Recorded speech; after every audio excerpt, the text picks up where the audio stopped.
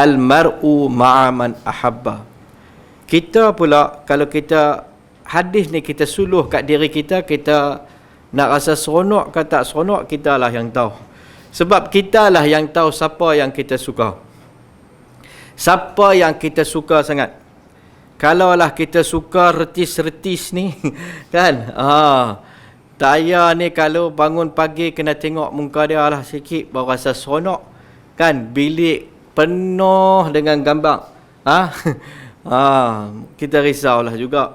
Hari itu kita sebut dah, mahabbah yang kita maksudkan ni, mahabbah yang perlu dipupuk, perlu ditanam. Dia tak main sendiri. Sebab tabi'i manusia ni kadang-kadang dia suka kepada keburukan. Kan? Dia suka yang disukai oleh nafsu. Suka kepada kecantikan dan sebagainya. Kita nak pupuk cinta pada Nabi ni, kena pupuk dalam hati kita. Sikit kita kena pupuk dalam hati kita. Kerana kita risau kalau kita mati dalam keadaan yang kita paling kasih dalam hidup kita ni bukan Nabi, bukan Allah. Lain pada tu. Siapa pun tak boleh menilai benda ni benda a'mal qalb, amalan hati. Siapa pun tak tahu dalam hati kita. Tapi semuanya akan zahir pada hari kiamat esok. Kita akan berada dengan orang yang kita cinta. Siapa yang kita suka, siapa yang kita sayang. Saya malam tak boleh tidur, kena dengar sikit suara dia, malam lagu tu kena dengar, barulah boleh lena. Orang buat adab tidur, ambil dengar lagu boleh lena. Kan? Malam. Masya Allah. Nak dapat cinta Allah dan Rasul perlu pada usaha. Nak pupuk cinta pada Nabi perlu pada usaha. Ada beberapa faktor yang mendatangkan cinta. Satu, kerana kecantikan, keindahan, ihsan, kebaikan yang dilakukan. Semua tu ada pada Nabi SAW. Tak kenal maka tak cinta. Masalah kita tahu tapi tak mengenali Nabi. Dan kita tak kurang mendengar tentang pengorbanan Nabi. Kurang mengetahui tentang cintanya Nabi kepada kita. Kalau boleh kita ulang semula tentang hadis yang kita sebut, Nabi punya ingat kat kita ni. Bila Nabi doa kepada Aisyah tentang pengampunan dosa terdahulu dan terkemudian, Aisyah radhiyallahu anha punya seronok, ketawa sampai kepala kena keribaan. Aisyah radhiyallahu anha. Nabi kata, wa innaha la da'wati. Wahai Aisyah, doa pengampunan ni, doa pengampunan ini adalah doa aku untuk umat aku pada setiap solat. Tiap-tiap lepas solat aku doa kat umat aku ni. Nabi ingat kita bukan ikut masa dan musim, setiap waktu. Nabi punya tak mau masuk ke dalam syurga yaumul qiyamah ni selagi ada umat Nabi yang layak untuk masuk ke dalam syurga tak masuk ke dalam syurga. Allahu Rabbi. Sayangnya Nabi kat kita, ingatnya Nabi kepada kita. Kita ingat Nabi, tunggu maulud Nabi. Tu pun kira ada setengah tempat tu nak balas kanji. Kan? Bergaduh pasal bubur Ashura. Dia tu kata kena bubuk, kena buat. Kawan ni kata tak kena buat. Maulud Nabi jadi musim untuk bergaduh tenggang. Dia ni kata masuk neraka, kawan ni kata masuk syurga. Cinta kita kadang-kadang bermusim kepada Nabi. Sedangkan Nabi ingat kita hari-hari. Nabi simpan doa untuk syafaat kepada setiap Nabi-Nabi yang Allah bagi doa khusus tu. Nabi simpan untuk kita, tak guna untuk cucu Nabi. Sedang Nabi tahu cucu Nabi akan dibunuh. Satu akan dipancung kepala, satu akan diracun. Nabi tak guna. Sayangnya Nabi, ya Allah, kat kita.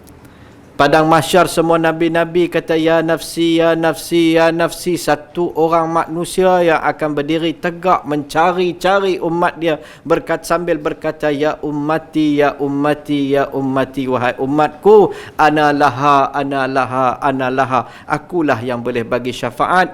Pada hari ini, akulah yang boleh bagi syafaat. Nabi tak cari mana Aisyah. Nabi tak cari mana Fatimah yang Nabi sayang. Nabi tak cari mana Hasan dan Husain. Nabi cari umat ini.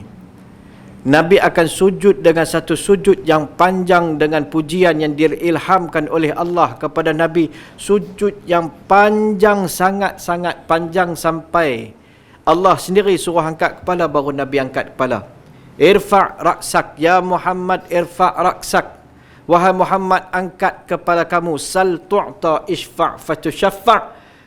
Mintalah, aku akan kabulkan permintaan kamu. Bagilah syafaat kepada siapa kamu nak bagi syafaat, aku akan bagi syafaat.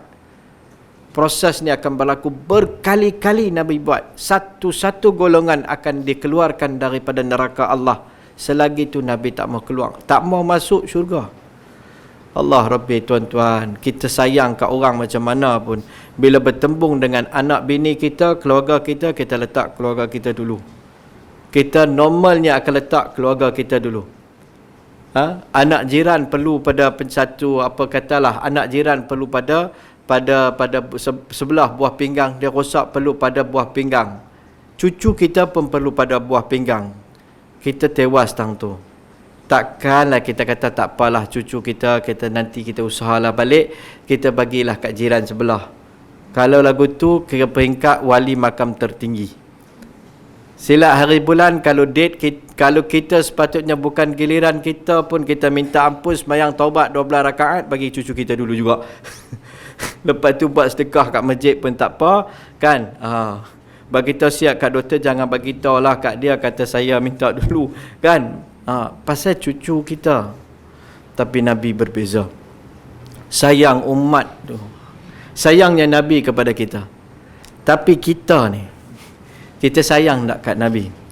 Allahu Rabbi. Seorang sahabat Nabi, dia duduk di rumah, tiba-tiba dia teringat pada Nabi, dia lari ke rumah Nabi. Bila Nabi buka pintu, dia tengok baginda Nabi SAW. Kemudian dia balik. Ditanya kepada Nabi SAW tentang baginda Nabi SAW. Macam mana aku nak tahan kerinduan ni di yaumul qiyamah? Aku ni bila teringat kepada kamu ya Rasulullah, aku lari datang ke sini untuk melihat wajah kamu. Macam mana esok ni di syurga ni? Kamu takkan bersama dengan kami dah. Kamu akan bersama dengan para anbiya. Rindu. Kita ni rindu siapa? Yang cakap ni nombor satu. Siapa yang kita paling sayang dalam hidup ni? Jadi perkataan ni dia boleh jadi membawa berita gembira ataupun berita yang sedikit merisaukan kepada kita. Sebab Nabi sebut umum, setiap orang akan bersama dengan siapa yang dicinta. Sebab tu Nabi ajak kita berdoa, kita minta cinta kepada Allah dan Rasul. Minta Allah Ta'ala tanamkan perasaan cinta dan Rasul. Tadi kisah-kisah kita cerita tadi, supaya kita rasa ihsan tu. Betapa banyak ihsan Nabi kepada kita. Sepatutnya datang rasa cinta kepada Nabi SAW.